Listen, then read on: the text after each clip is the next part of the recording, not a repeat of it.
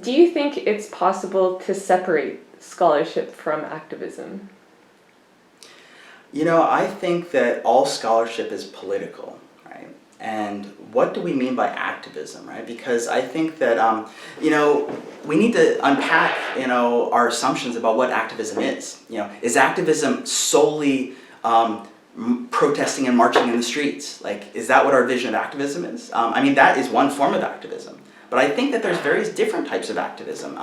And scholarship, writing critical analyses of power relations, that then might be read by activists and kind of inspire activist movements. Why is that scholarship not seen as activism, even if the scholar is in the library doing seemingly unactivist things? I think that we need to have a broader conception of what activism is in the first place, because there's various different ways that scholars and activists can kind of intersect with one another. And also, I guess I would point out that we shouldn't just see activism as being something that occurs off university campuses either. Increasingly, over the past few decades, universities have become increasingly corporatized and run as if they were corporate businesses, with a business model.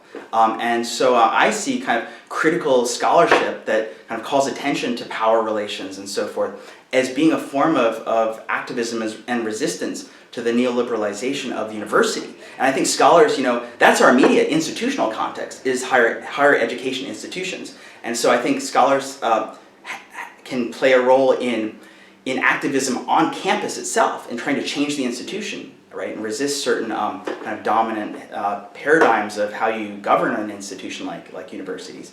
And then, the university is one institution embedded within the broader society, and so those, the neoliberal and corporatization of the university is similar processes are occurring across different institutions off campus as well, and so those struggles can kind of intersect with one another. So I think it's important to kind of not kind of create this barricade between scholarship and activism and say that the two, are separate things, because I see scholarship itself as a form of activism.